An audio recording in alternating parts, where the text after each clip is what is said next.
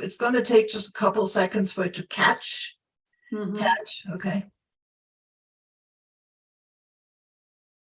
Welcome to another episode of Top Team. At long last, I'm here with another good discussion with Philomène. Philomène, hi, how is it going? You're a new face. Do you want to introduce yourself?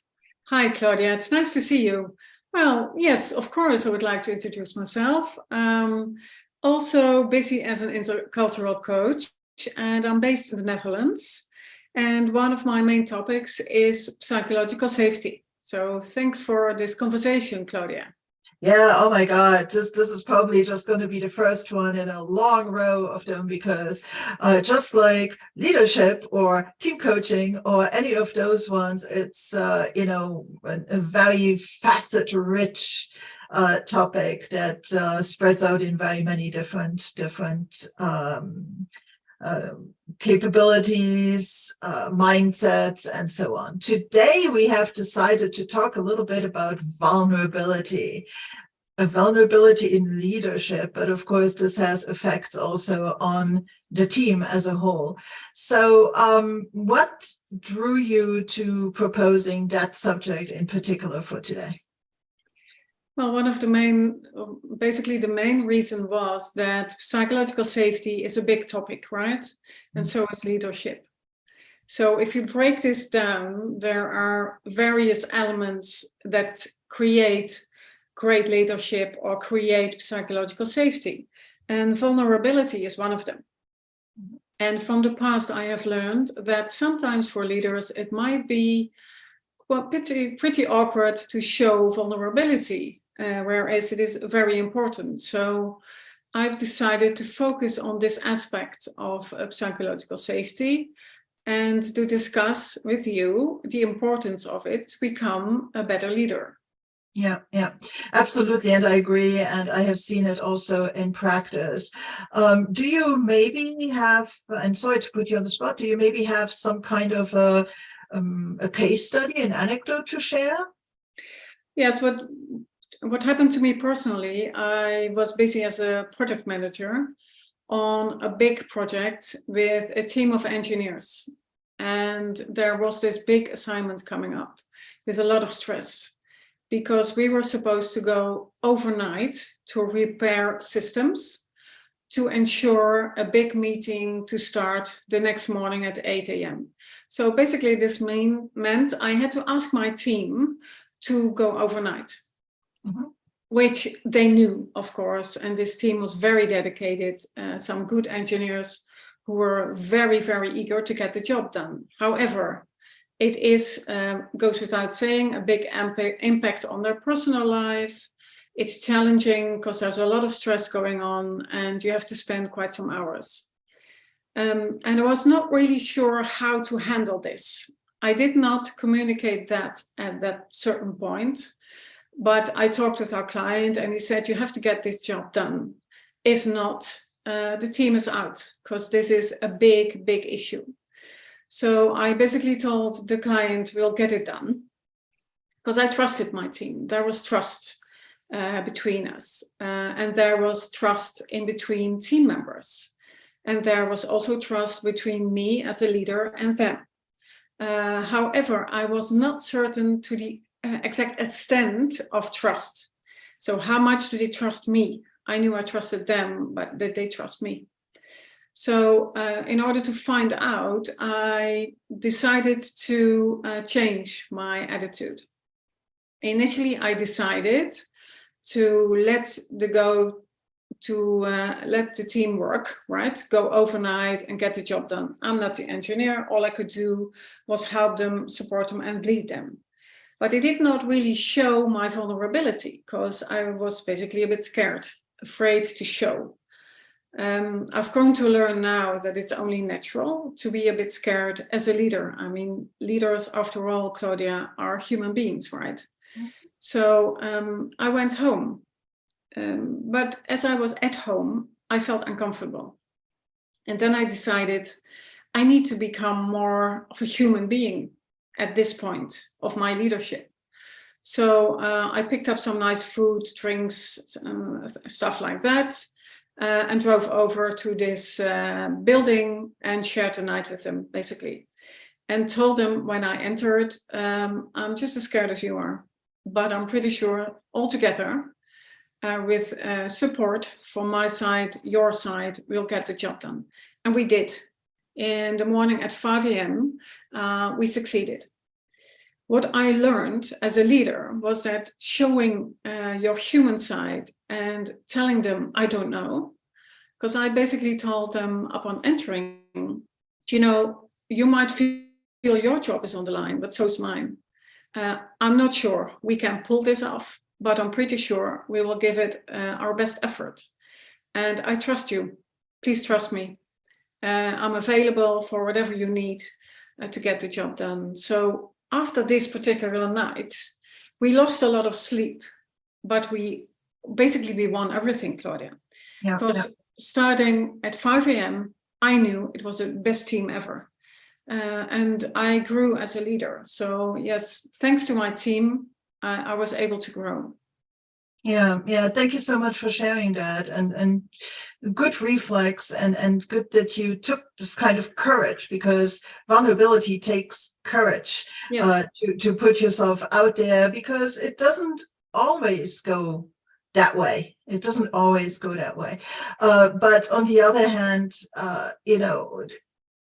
there's so much to gain if the vulnerability is accepted with the positive intention that it is given, because I really do think that it requires strength, it requires courage, but that also allows other people to also admit to their feelings, to feel validated in their own sense of vulnerability. And I think that it creates a very, very strong sense of togetherness, because guess what? If we don't know exactly what's happening, then, or we're not sure, or it's scary, then it's likely that it is something that is systemic in this entire team. Yes. Showing, yes. Yeah. Basically expressing the sentence, I don't know. Mm-hmm. As a team member, being able to do so, and as a team leader, being able to do so, you open up the path to innovation. Mm-hmm. I remember as a child, maybe you do as well, that in school, when you said, I don't know, people came to your help, right? And mostly people enjoy helping. So do I, helping someone else improve or find answers, opens the path to innovation, which is basically what you need also as a leader, to get the best you can, to make more money, to feel more at home at work, because we spend a lot of time at work, right? So feeling safe and feeling able to express whatever is important basically means you start sharing ideas. And it's not only afterwards you do an evaluation. I know it happens a lot, right? The project is done, the job is done, and then we evaluate. It might be a good idea to start discussing before you start an assignment. Because what I would do in a case I just described next time is I would sit down with my team and ask them, what don't we know? What are the questions? What are the concerns? You will not have the full path you have to walk, but you know beforehand where the concerns are, the real concerns, on a human level and on a technical level, in this case, technical level. Then you go and proceed. You fail, of course you do.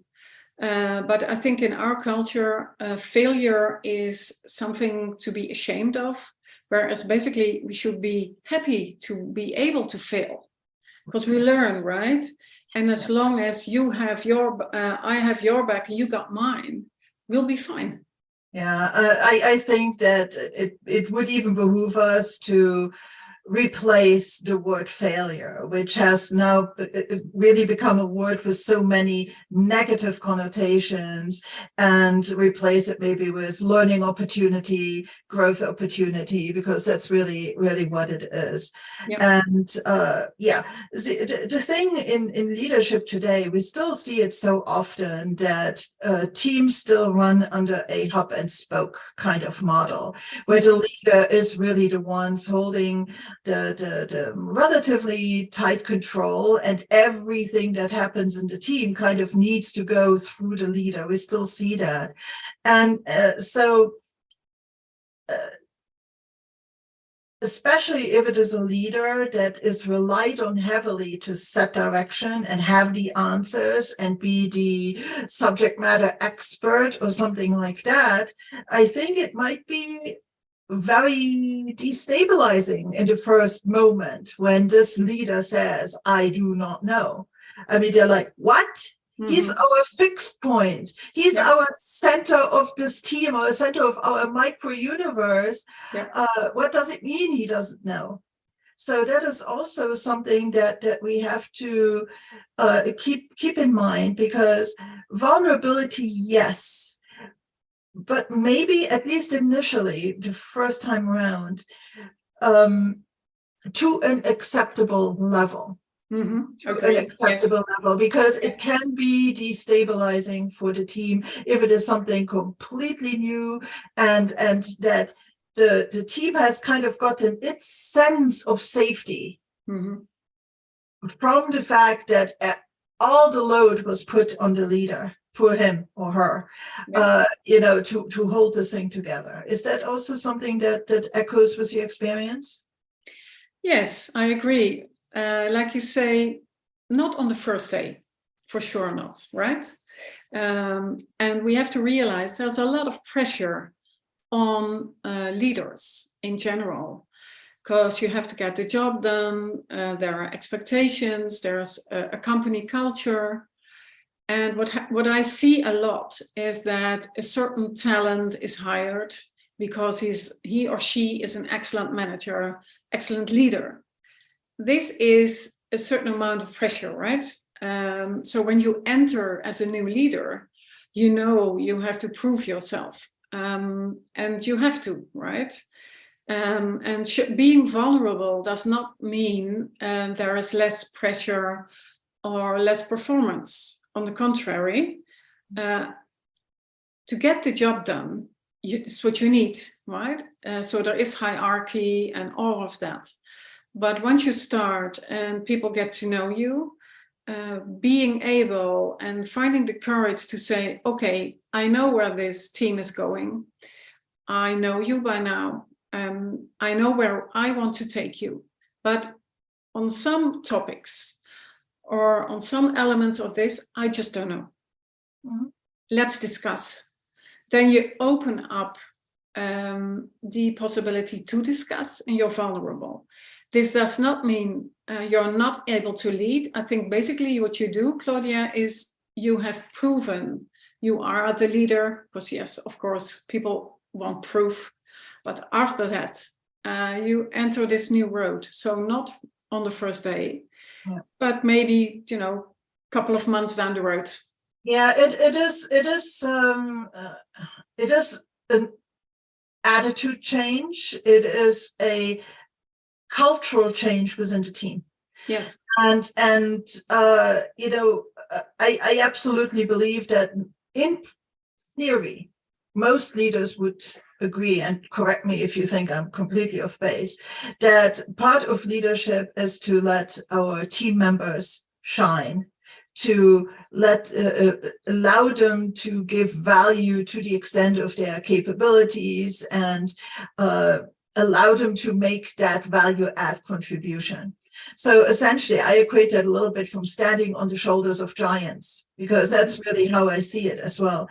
And so I think that even if the leader says, I do not know, it allows those people to co-lead in their particular area of expertise and their particular strength. and therefore contribute more to the team. And this actually touches on this whole thing that still nowadays a lot of teams don't have this team feeling. Mm-hmm. They still see themselves as this, yes, bunch of people that work together, but you know, they have trouble standing back for the benefit of the overall team. And I think that the leader can very well say, oh, guess what? In this particular case, I do not know. But, and for me to let this other person rise up and give them the opportunity to speak out and contribute is exactly what this team needs to become stronger. Yes, Yeah. but I agree, Claudia. What I see a lot is that leaders want to create a perfect team with psychological safety, inclusion, and all of that. But they exclude themselves. You should include yourself, right? I get sometimes a call from an HR manager saying things are not really running smoothly in our company. The teams are a bit off. There's a lack of productivity. A lot of people have lost trust or are starting to say, well, we've seen it before, it's not going to happen. So there's a lot of disappointment. And then I have a conversation with this particular HR manager, and then he or she says, well, you get the job done. And I hear, honestly, Claudia, I hear it a lot, but this means exclusion of management. But leadership is leading the way, right? So include yourself, the whole board, HR manager, whomever is involved in the company, because we all need them. We all need them. Mm-hmm. It's not them and us, because if leaders do not get it into their brain that it needs to be inclusive, nothing's going to change. Yeah. This is where it starts. Yeah. So, I mean, so much that's happening at different levels of organizational culture. It's a systemic kind of thing. It's yes, I really do believe that psychological safety of a team lives at the level of a team. Yes. Yeah, that's how it is brought to life for this particular set of individuals and this particular team dynamic. On the other hand, it lives on a bed of where it is either nurtured or worked against of the whole organization, right? And so in systems, everything is connected, and so keeping this kind of systemic view of what's happening is so very important. And I really do believe that sometimes there is this us versus them and my way or their way, and not this sense of trying to figure it out together, the symbiotic kind of relationships that can exist, and so on. So it is it's like you say, it's a complete network. Yeah. What I saw what happened a lot in the past, Claudia, is that a CEO said, I now hire the best man or woman I can get. He or she will get the job done. Okay, perfect. Good for you, right? So hiring the best is an excellent choice. It goes without saying. But it's not about quality only. It's about cooperation, basically. So if this perfect manager is unable to cooperate and to be vulnerable, nothing's going to happen.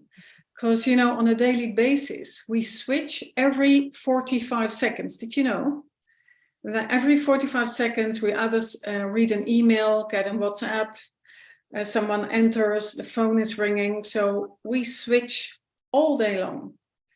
In addition, we're supposed to cooperate and truly connect with team members and team leaders.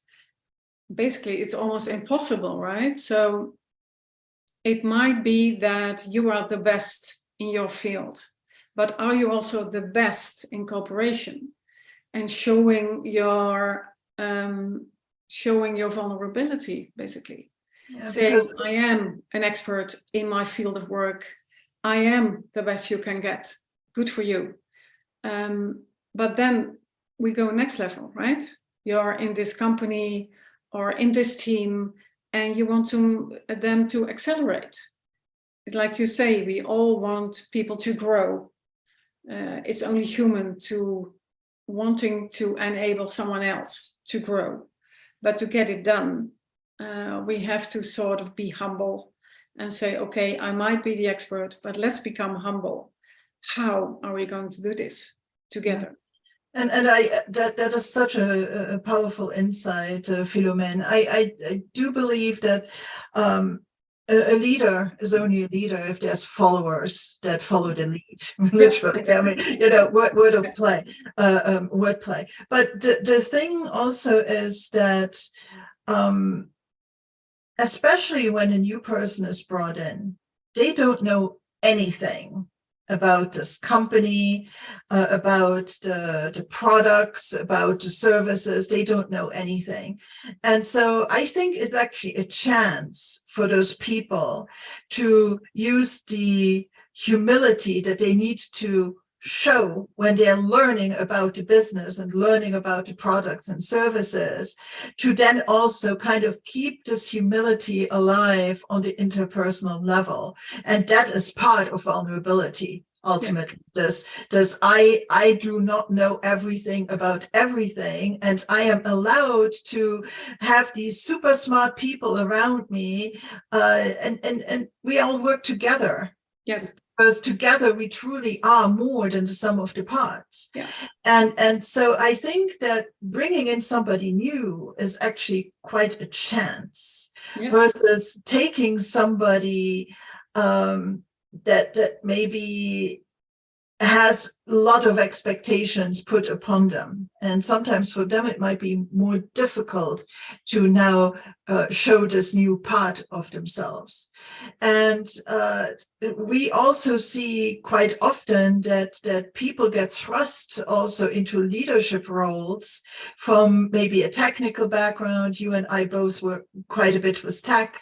And so you have the widget maker becomes the chief widget maker, and now all of a sudden he has to lead all the other widget makers, and it is quite a challenge, especially since some of those leaders, now newly appointed leaders in title, would rather be sitting or remaining on the technical level. So there's a lot of overwhelm, and then to throw a certain humility and a certain vulnerability requirement or suggestion, it's not a requirement, it's a suggestion in there, it might be very foreign, very, very foreign for the newly appointed leader, right? Yeah, it's very challenging, Claudia, but then again, the good thing is it starts with measuring, right? So first you sit down and you discuss what needs to be done. And the thing with psychological safety is that no one is going to tell you that there is an unsafe environment, because we are like frogs in the pen, right? It's exactly the point of the lack of psychological safety. Exactly. That you will not know. Yeah, right? you just don't know. So you need to measure, and then you visualize, and then you take action. Because as a leader, knowing the level of unsafety and knowing where the pain points are, people not speaking up, or realizing it's in this particular team or in that particular team, then you're able to make the change, basically. And once you know the level of psychological unsafety, you know where to show your vulnerability as a leader. And this is where, the magic happens, basically. On the other hand, Claudia, sometimes I get the feeling that psychological safety is a popular word, right? We are all screaming we need it, but it's not a one-off. It takes hard work. and it's a continuous effort as a team and as a company. So being vulnerable starts today, but does not end. So it's not one popular thing to shout and not to really engage. Again, if you want change, include yourself and start the change. But as of today and the rest of your career, basically, you need to verify with your team on a weekly, monthly, yearly basis what the status is. Teams change, your leadership changes, you change as a person. So it's a continuous process. Yeah, because definitely, I mean, any kind of team reconfiguration can throw any agreement that you might have, implicit or explicit, completely out of whack. And it requires this constant attention. It's this kind of a small, fragile plant you need to keep nurturing and nurturing in order for it to bear fruit. But fruit it can bear. And I think that is what we should keep in mind, not only from a productivity standpoint, a performance standpoint, but an employee well-being standpoint as well. Yeah. It's just fun if you go into a team that gels, that allows you to not only speak up, but be heard. Yes. Right? But there's two parts to this, exactly. to communication. Not only does someone need to say something, but the other one also needs to receive and try to understand the message. And so, absolutely with you there, vulnerability. There's some people that by their very personality are able to be quite open. Mm-hmm. They might also have a certain level of maturity. They frankly, don't give a damn. Mm-hmm. Yeah. So they're able to go out there and say that because they're strong enough and have enough self-confidence to know that knowing this one thing or having vulnerability in this one area does not diminish them as a person. It does not. It's just one area out of so many that they are not the top dog. Okay, so but others might really have trouble, ever getting and showing vulnerability. And I think even as leaders, we have to be aware that not every one of our teammates will necessarily be able to get them. It takes a lot of patience. It needs a lot of observation on their part of how this safe dynamic works out, and it has to be proven in action again and again in order for people like that to trust it really enough that they can show themselves vulnerable. Do you have any maybe suggestions for leaders that might have teammates, or maybe an entire team that might be so skittish, let's say, for lack of a better word? I just adopted 2 cats, and they're still skittish, so that's why that word just popped into my head. Yes. Well, basically, if I summarize it, Claudia, you say that being an introvert can be challenging in situations like we described in this conversation. But being an introvert is fine, right? As a leader, it comes down to your quality and ability to listen. Yeah, is it really introversion, or is it just psychological fragility? I think it really depends, right? Yeah. I wasn't really thinking necessarily only about introverted people. Yeah. Sometimes it depends. You might just be an extrovert in your personal life, but an introvert in a team, or maybe even a big team, or a certain situation, or sometimes even certain meetings, because you feel unsafe, right? And this could be created by people that are very talkative. They mean well, but they just talk a lot, right? This might feel in your face for other team members. So in this case, as a team leader, I've seen it happen in my project management career. You need to find the right balance, mm-hmm. and to basically have people talk a little less and encourage others to speak. On the other hand, there's a danger in this, Claudia, because sometimes we expect people to speak. For example, I've seen it in the Netherlands that people are expected to pronounce what they feel or their opinion, etc. But there are also people who just don't want to, at least not in that particular moment or particular situation, which should also be fine, right?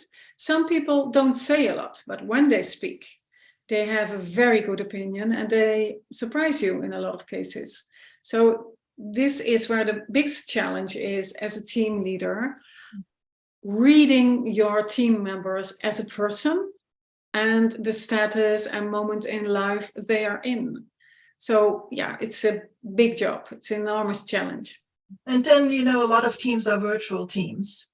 Yes. So, you know, but sometimes it can actually be an advantage if you have this one talkative, maybe even slightly forceful or aggressive kind of person. We all have seen them. It's just the way that they are. I think sometimes if it's just a window on a Zoom screen, it's a different situation than if it was somebody who a person might be perceived to be kind of a bully, sitting face to face with you across the conference room table. So, you know, there's so many dynamics that have to be taken into account as we engage. And again, I think that there's a word that I really love. It's the leader needs to be kind of attuned to the situation and his teammates, attuned like a conductor is to the instruments in the orchestra, and you know, keeping it's also not okay if certain instruments or players play so much louder than others in the orchestra. It all needs to fit and come together just so. So that definitely is. It's a balancing act, and I think that you also just have to figure it out. You might not get it right the first time as a leader, but again, when it comes to vulnerability, I think that's why sometimes it's important that the leader set the tone by doing it first and role modeling that it can be done rather than expecting others to just do it out of their own volition just all of a sudden, because that might be hard for team members. Yes, exactly. Include yourself, right? It's like the younger generation has a lot of peers, but those peers are a lot of times not in their personal life, but on TV or other famous persons or influencers and so on. It's not real life, right? It's about you.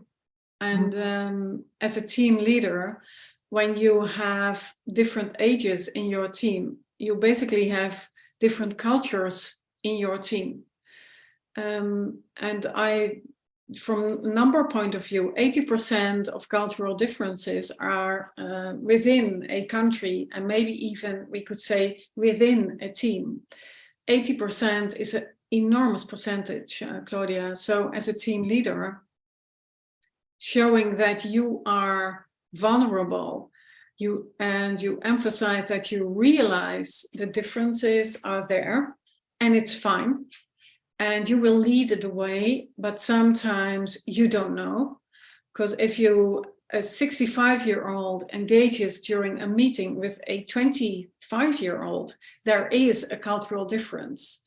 And there might be differences in expectations when it comes to expressing yourself or showing your vulnerability. So this 65-year-old might feel endangered or impressed by a 25-year-old expressing certain sentiments.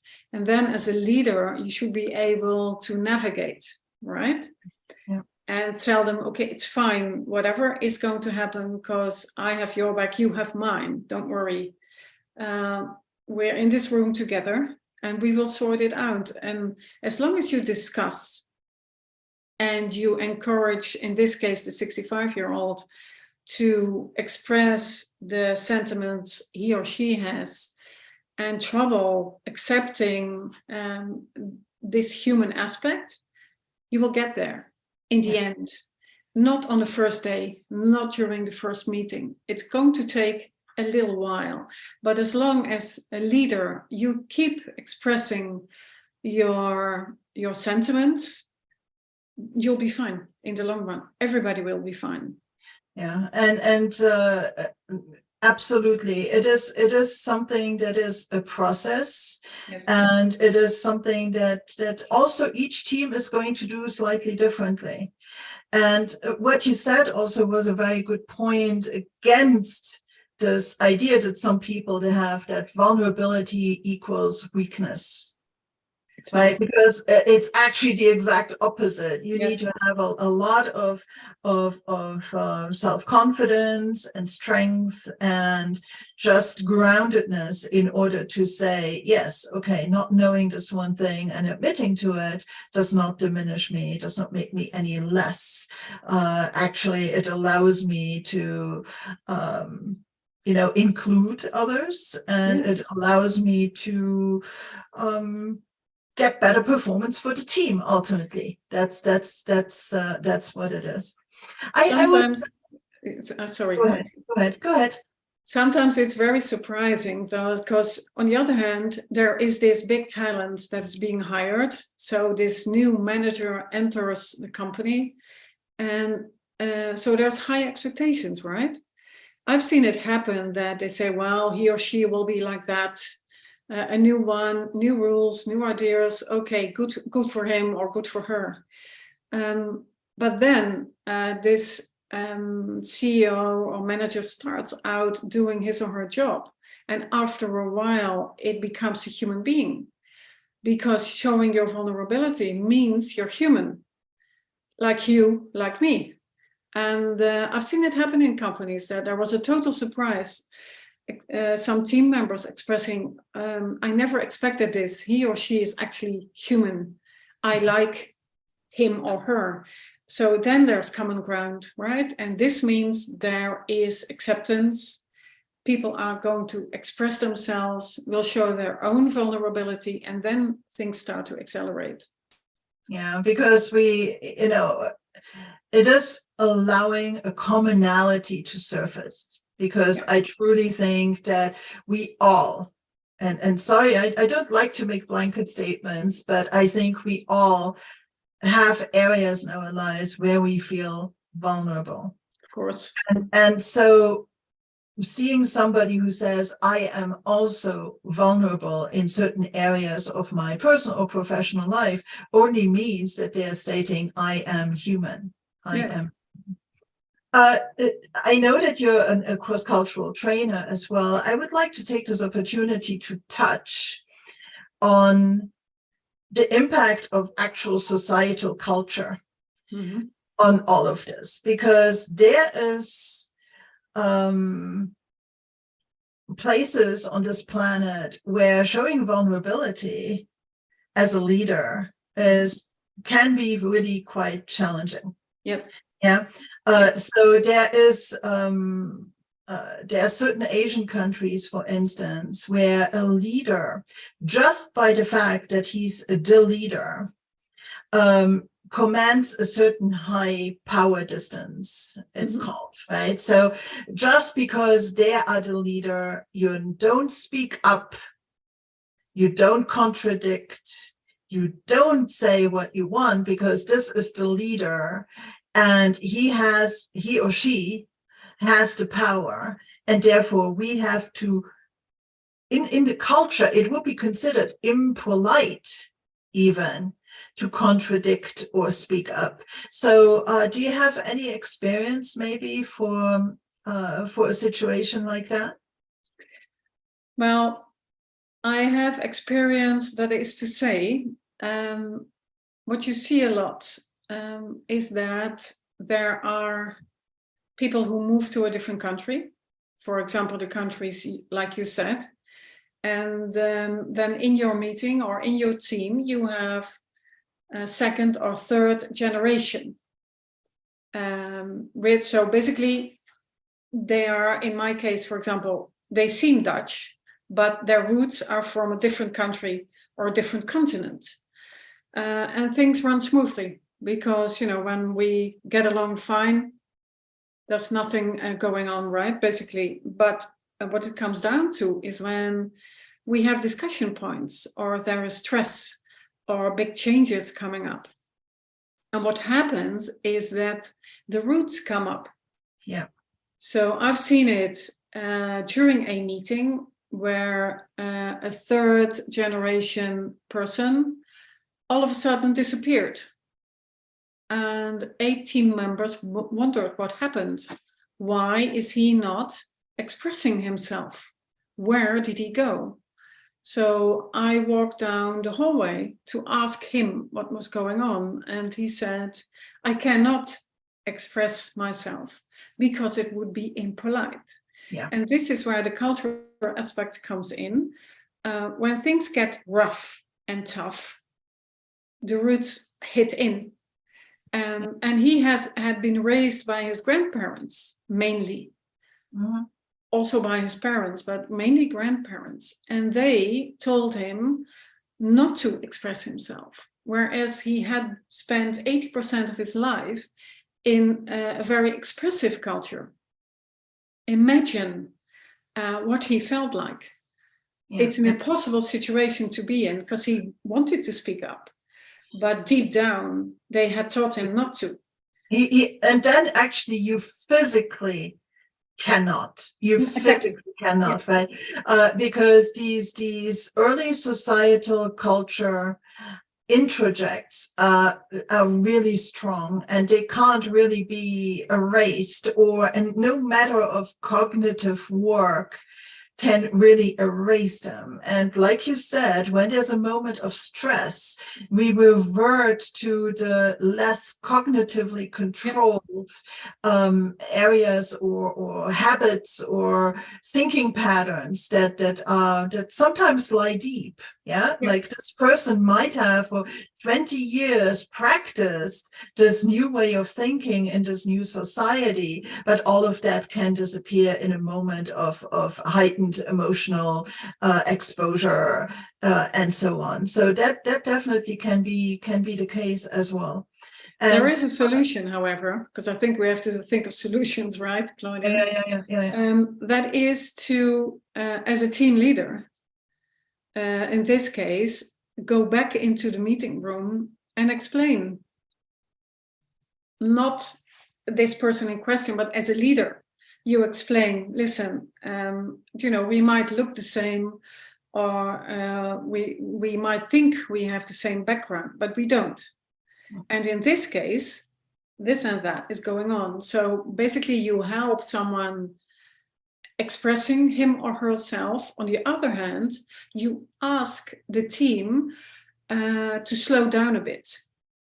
And what I call this in everyday life is pacing. You start pacing, right? Because what you do basically is that you ask some team members to slow down and others to speed up a bit. And then you start, as a little child, I used to walk alongside my grandmother and she walked faster. And then, I had this in-between step to pace with her. And basically, that's what you do. Yeah. Another thing that proves itself is to truly hyper-contextualize the team. Mm-hmm. Meaning we all come from different areas, and culture is out there and culture is within us. Yeah. And we all accept it for what it is. On the other hand, within this team, maybe in this room, with these people, when we work on this thing, hyper-contextualization, right? Let's come to an agreement how we're going to interact. Let's come to an agreement that's acceptable to everybody for common understanding. And very often I notice that even introduces a kind of shorthand. There's some words that might mean something new, some gestures that mean something new. It's like it becomes really just a small universe. Yep. So in that case, it would also mean bring this person that left back in, and let's come to a new set of agreements, how we communicate within this team and moving forward. Yeah, you could and put it on the table as well, right? Exactly. So really talk about it, and it might not be comfortable, not for the person who went away, not for the person who might have expressed themselves a little bit more forcefully or whatever. It's going to be an adjustment, but as long as we keep working on it, there's a chance that at least within this team, until it changes again, we can come to some fruitful agreements. Agree. And like you say, by putting it on the table, each team member shows his or her vulnerability. And you sort of create a team code of conduct, so to say, and then and then you start appreciating, because like, for example, the case I just mentioned, this person leaving the meeting, basically was a very valuable team member, because he made other team members realize they needed to slow down a very little bit, enable to come to some kind of solution or innovation, if you like. So in the end, it's showing your vulnerability again and being able to be accepted. So this is where it happens. Yeah. And, this is a tough thing to do. Okay. And certain teams, certain team leaders in this team dynamic do benefit from team coaching. Yeah. Yeah, just like when individuals try to figure out values and ways to behave in the world and thinking patterns and mindset and stuff like that, they go to a coach. This is the same thing. The team can ask for a coach to exactly help to do this assumption management, this expectation management, this contribution exploration, and all these kind of things in order to allow this team later to function, of course, independently of the team coach being there. But this process can be facilitated. And so just something to keep in mind. It is not an easy thing, but help is available. Yeah. Exactly like you say, as a coach, well, basically what you also do, Claudia, is reveal someone's blind spot and enable them to become a full team member, at ease, in full productivity and well-being, basically. And being an external coach means people can trust you, because you're not part of this company, but you do know how to lead the way. So this is when you enable people to accelerate, which I think is the best part of the coaching job, making people accelerate. And because you're not an employee, you're able to look at a company with a helicopter view and observe situations and advise members or employees on an individual level. So yes, there's a lot of work to be done for coaches. Yeah. So it's really a fascinating, absolutely fascinating topic. There's and also every leader is different, every situation is different, and every expression of vulnerability is going to be different. Here also, there's no one size fits all. Go into the meeting and say that and that and that. It has to be right. And so, maybe during our next session, Claudia, we can take another element of psychological safety. We'll have to think of that. Yeah, that would be great. I mean, we're not going to run out of psychological safety affecting topics for the foreseeable future. Well, I certainly hope. Do you have something else to add? Otherwise, we're going to conclude for today. No, I think it's good to come to a conclusion. It's a good idea. Yeah, so thank you everybody for listening in today. I hope that you found value. I had a grand time here talking with Philomène. And we will be back, as you have heard. And so if you like the content, please show us some love, subscribe to the channel, and like and comment and all that good stuff to drive a little bit of engagement, and tell your friends. Okay, thank you so much. We will see you soon again. And thank you, Philomène. See you soon. Okay, bye-bye. Thank you, Claudia. See you soon. Bye. Bye. Bye-bye.